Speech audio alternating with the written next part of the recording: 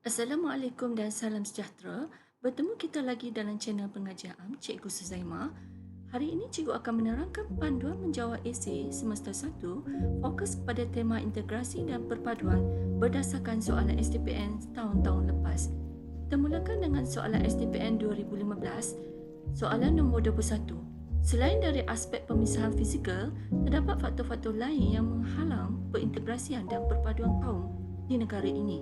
Ulaskan pernyataan ini. Analisis soalan ini adalah isunya berkaitan dengan perintegrasian dan perpaduan kaum. Manakala fokus soalan ialah berkaitan dengan faktor yang menghalang perintegrasian dan perpaduan kaum. Skema jawapan di sini ialah 1 tambah 4. Apa yang satu di sini? Satu di sini ialah aspek pemisahan fizikal, iaitu salah satu faktor yang telah diberikan percuma di dalam soalan ini. 4 faktor lain yang menghalang perintegrasian dan perpaduan kaum perlu difikirkan. Antara kesalahan calon untuk soalan ini, hampir keseluruhan calon yang boleh menjawab soalan ini telah menyatakan idea wajib, iaitu idea percuma yang telah diberikan dalam soalan itu berkaitan dengan pemisahan fizikal. Walau bagaimanapun, ramai juga calon yang telah salah mengerti maksud pemisahan fizikal yang dianggap sebagai perbezaan fizikal manusia, seperti warna kulit dan ketinggian individu.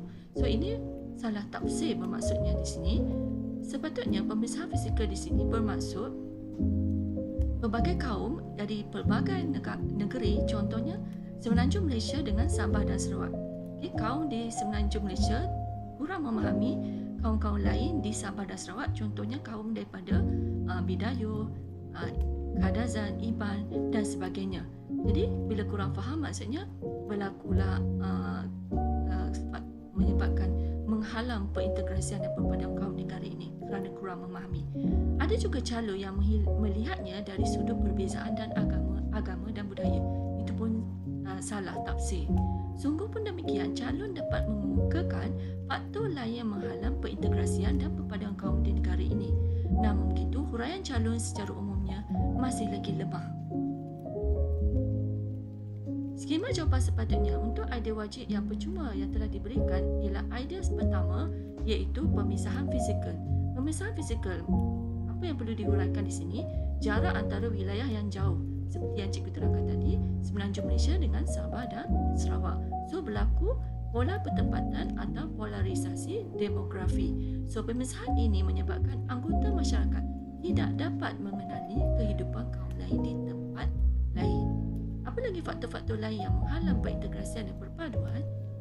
Idea yang kedua ialah faktor ekonomi.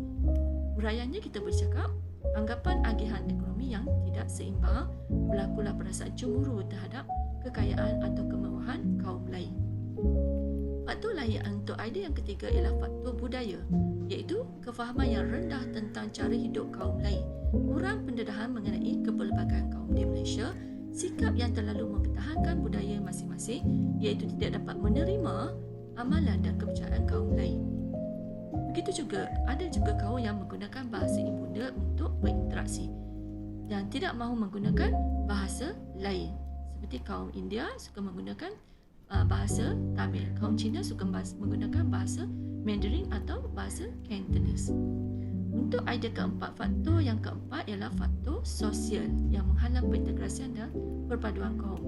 Contohnya wujudnya sikap prasangka, iaitu syak wasangka pada kaum-kaum lain, wujudnya sikap prejudis dan juga stereotip. Ethnocentrism pun semakin menebal dalam diri atau kaum lain. Ethnocentrism ni bermaksud dia terlalu rasa kaum dia lebih baik daripada kaum lain, jadi dia tidak peduli tentang kaum lain, mementingkan kaumnya sendiri sahaja. So sikap ini menghalang interaksi antara kaum. Begitu juga pendidikan vernakular ataupun pendidikan rumah menyebabkan sosialisasi di rumah masing-masing. Pendidikan vernakular ni contohnya kaum India dia ada sekolah jenis kebangsaan Tamil. Bagi kaum India, bagi kaum Cina dia ada sekolah jenis kebangsaan Cina. So ini menyebabkan menghalang perintegrasian dan perpaduan kaum. Untuk idea yang kelima, faktor politik. Faktor politik kita boleh huraikan wujudnya politik mengikut kaum. Contohnya kaum ada politik DAP ikut kaum Cina, contoh MIC untuk kaum India dan sebagainya. Jadi setiap parti bebas menyuarakan pandangan masing-masing. Jadi semangat perkauman menyebabkan bila ada politik ini, perbezaan politik, semangat perkauman semakin menebal. Idea yang keenam ialah dari segi faktor media massa. Faktor media massa kita boleh pecahkan pada media elektronik dan media cetak. Kalau media elektronik kita boleh huraikan mungkin ada pemilihan rancangan televisyen berdasarkan bahasa ibunda masing-masing. Rancangan televisyen ada channel untuk China, channel untuk India dan sebagainya. Media cetak. Media cetak macam mana kita huraikan? Setiap kaum cenderung memilih akhbar berdasarkan bahasa ibunda masing-masing. Contohnya kaum India ada bahasa akhbar India, kaum Cina kita ada akhbar Cina. So ini akan menyebabkan menghalang perintegrasian dan perpaduan kaum. Begitu juga ada juga media, terdapat media yang meniupkan isu-isu perkauman yang akan membangkitkan sensitiviti kaum. Untuk soalan STPN 2016 juga bertemakan integrasi dan perpaduan. Soalan nombor 21, kebelakangan ini generasi muda yang merupakan benteng pertahanan negara pada masa depan dikatakan kurang mempunyai semangat patriotik terhadap negara. Usaha-usaha perlu dilakukan bagi menyuburkan semangat patriotik dalam kalangan mereka. Ulaskan. So, analisis soalan ini isunya berkaitan dengan semangat patriotik. Fokus soalannya di sini ialah faktor dikatakan kurang mempunyai semangat patriotik dan usaha-usaha untuk menyuburkan semangat patriotik. Skema jawapan di sini jadi 2 tambah 3. 2 tentang faktor, 3 lagi ialah usaha-usaha untuk menyuburkan semangat patriotik. Kesalahan calon di sini, antara kelemahan calon ialah kecenderungan calon memberikan isi atau idea yang tidak lengkap.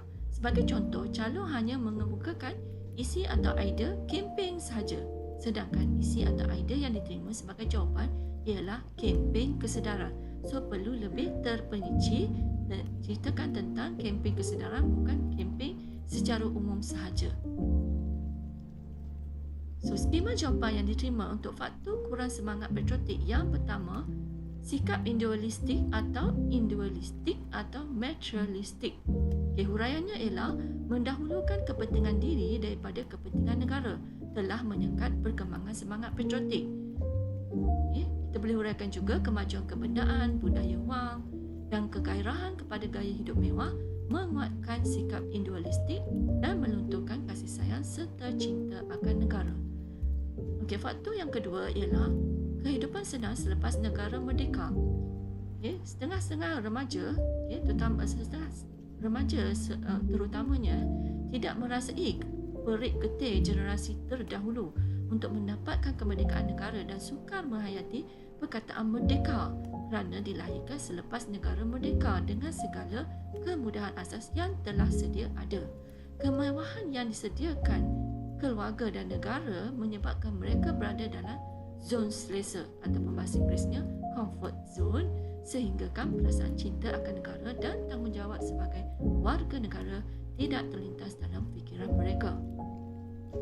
Faktor yang ketiga ialah mengutamakan etnik sendiri. Etnik di sini bermaksud kaum atau bangsa.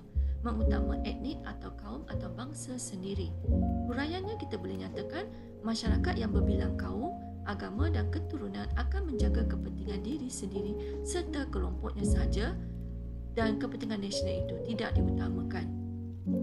Faktor yang keempat ialah kurang menghayati sejarah negara.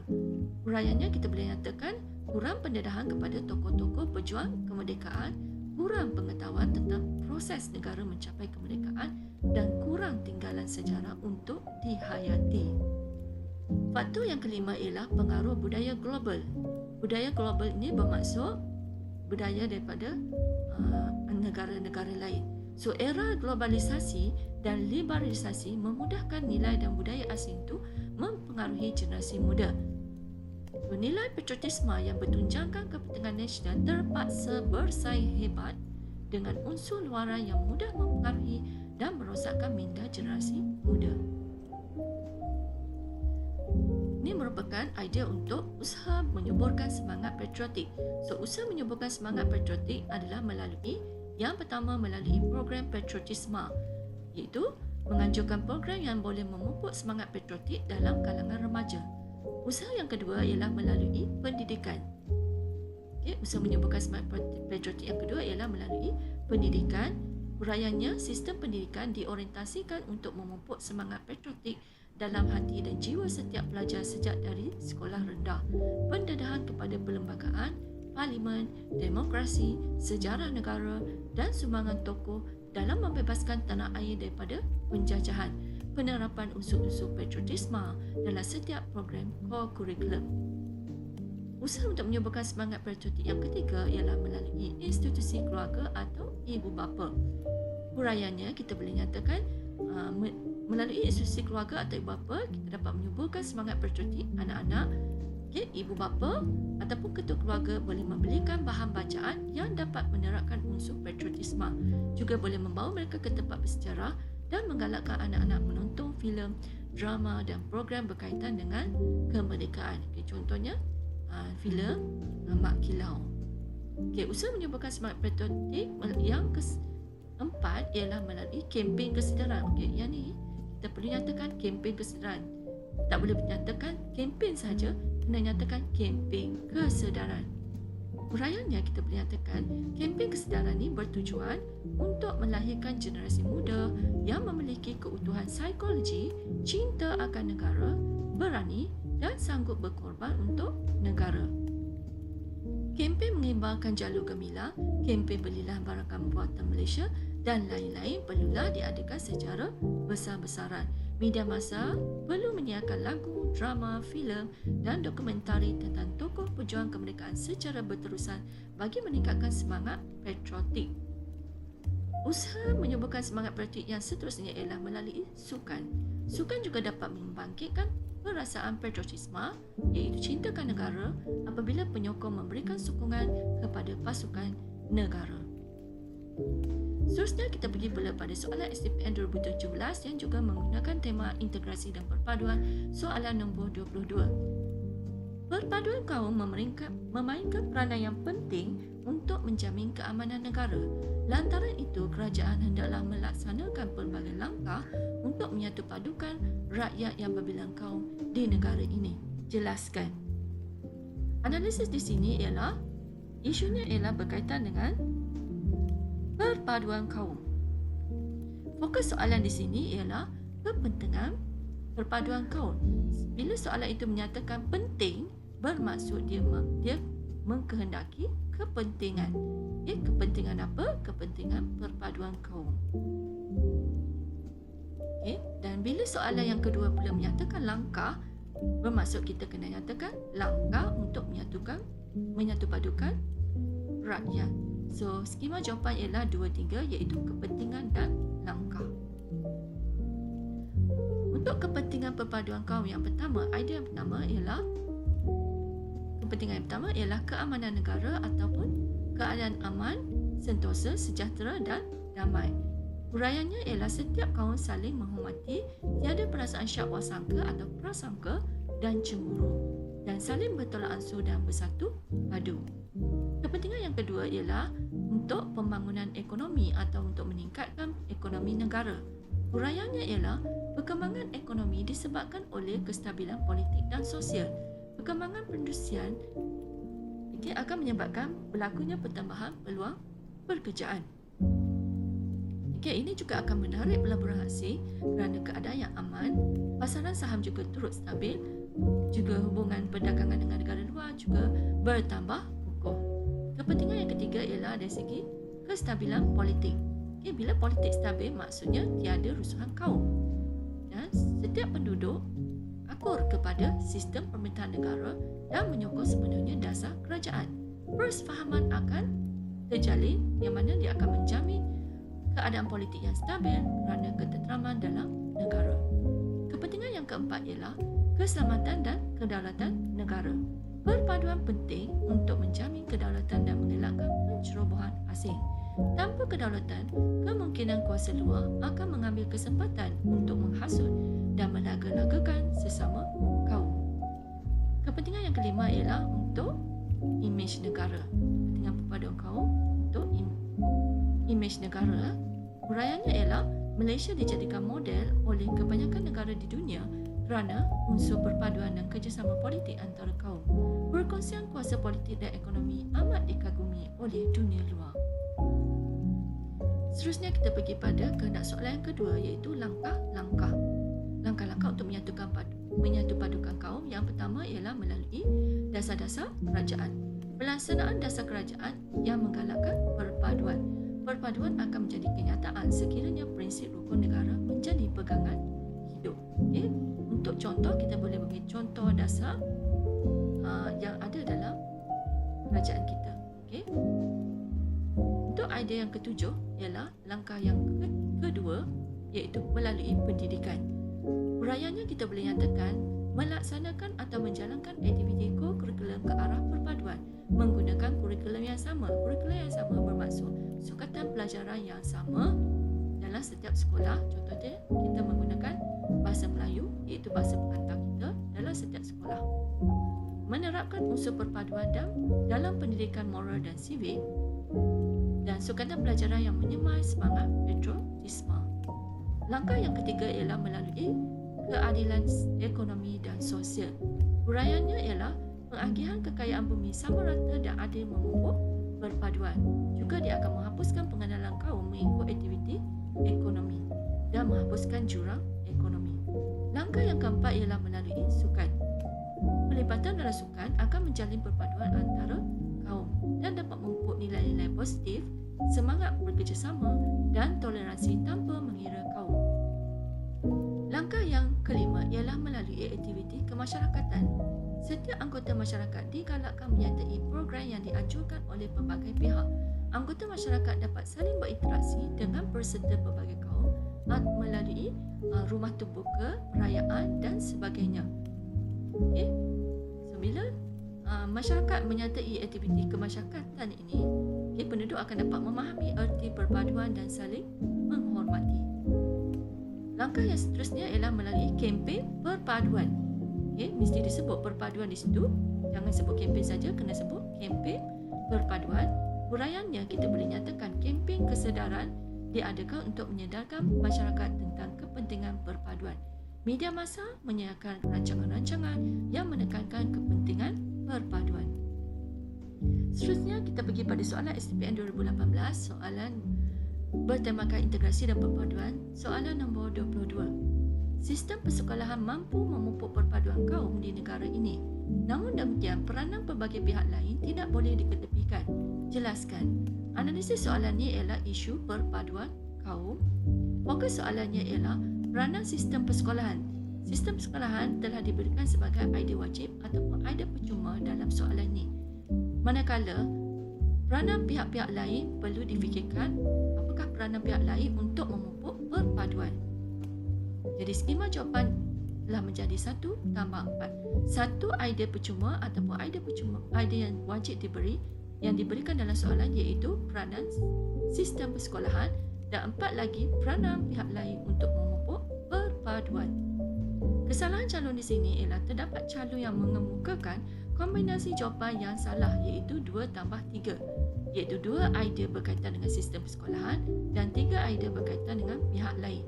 Sepatutnya kombinasi jawapan yang tepat ialah 1 tambah 4. Terdapat juga calon yang tidak menulis idea sistem persekolahan, sebaliknya menggantikan menukarkan idea tersebut kepada idea pihak sekolah. Itu pun salah. Kena ikut sama seperti soalan, ikut kehendak seperti soalan. Selain itu, terdapat juga calon yang menulis keseluruhan esei berkaitan dengan sistem persekolahan saja tanpa menyentuh peranan pihak lain. So, itu adalah kesalahan calon untuk soalan ini. Seterusnya kita pergi pada skema jawapan sebenar. Untuk idea wajib ataupun idea percuma yang diberikan, idea pertama ialah peranan sistem persekolahan. Kita boleh huraikan program rancangan integrasi murid untuk perpaduan melahirkan kerjasama dalam kalangan warga sekolah. Contohnya melalui ko-kurikulum. Ko-kurikulum melalui aktiviti persatuan dapat menyatukan murid pelbagai kaum.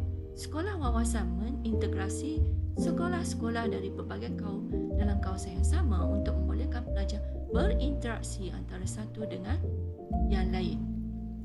Seterusnya, 4 lagi peranan pihak lain. Peranan berbagai pihak lain. Yang pertama ialah pihak kerajaan. Untuk soalan peranan, pada ayat idea pada setiap perenggan, ayat pertama perlu disebut apakah peranan tersebut. Contohnya, peranan pelbagai pihak lain seperti pihak kerajaan amat penting untuk menyatupadukan kaum. So, kita lepas tu baru kita bagi huraian dia. Contoh huraian kita boleh berikan, kerajaan boleh membentuk pelbagai dasar untuk memupuk perpaduan. Kemudian kita boleh nyatakan kerajaan mengadakan pelbagai kempen atau program untuk memupuk perpaduan. Idea yang ketiga ialah pihak masyarakat atau komuniti. Kita boleh mulakan ayat sama ada pihak itu di belakang ataupun kita mulakan ayat pihak itu berada di hadapan. Contoh, kalau kita mula ayat dengan pihak itu berada di hadapan, pihak masyarakat atau komuniti perlu memainkan peranan untuk memupuk perpaduan. Titik. Okey, lepas tu kita sambung dengan huraian dia. Okey, apapun dalam ayat idea mesti sebut apakah pihak tersebut, bukan mula dengan kata kerja. Soalan peranan kita mula dengan apakah peranan pihak tersebut perlu dinyatakan dengan jelas, barulah diikuti dengan huraian. Untuk huraian bagi masyarakat atau komuniti, kita boleh huraikan masyarakat melalui pertubuhan atau organisasi mengatur program yang melibatkan seluruh warga masyarakat. Contohnya, aktiviti apa kita buat? Masyarakat tu buat aktiviti riadah. Okey, so kita nyatakan aktiviti riadah dianjurkan oleh pelbagai pihak dapat memupuk perpaduan dan perasaan saling menghormati sesama anggota masyarakat. Idea yang keempat untuk peranan keluarga. Okay. Keluarga atau ibu bapa memainkan peranan dalam memupuk perpaduan. Huraiannya kita boleh nyatakan ibu bapa menjadi teladan ataupun role model kepada anak-anak dengan berbaik-baik atau bertegur sapa dengan jiran dari kaum yang lain. Okay. Bapa juga boleh menggalakkan anak-anak menyertai program yang boleh memupuk perpaduan seperti aktiviti co-curriculum di sekolah dan aktiviti PLKN. Okay. PLKN ialah program latihan anjuran kerajaan yang sekarang dah tak ada. Okay. Kemudian, ibu bapa atau keluarga juga boleh menggalakkan ahli keluarga bergaul atau berinteraksi atau berkomunikasi dengan kaum lain. Seterusnya, idea yang kelima untuk peranan pemimpin masyarakat. Pemimpin masyarakat juga turut memainkan peranan dalam memupuk perpaduan. Apa yang pemimpin masyarakat buat? Kita boleh huraikan, pemimpin masyarakat boleh berkongsi aspirasi perpaduan dan menunjukkan tahap kesedaran yang tinggi untuk melihat wujudnya perpaduan. Idea yang keenam ialah pihak lain yang memainkan peranan bagi memupuk perpaduan ialah pihak badan bukan kerajaan ataupun NGO. NGO tu ialah non-government organisation, bahasa Melayunya ialah badan bukan kerajaan. Badan bukan kerajaan boleh mengadakan kempen dan ceramah untuk menjelaskan tentang kepentingan perpaduan kaum. Boleh juga mengadakan aktiviti kemasyarakatan. Idea yang ketujuh ialah peranan tokoh agama dalam memupuk perpaduan.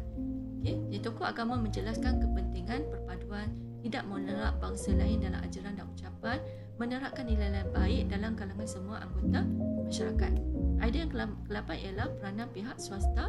Pihak swasta mewujudkan atau pelaksanaan oleh pihak swasta atau khidmat sosial dan atau kempen untuk perpaduan.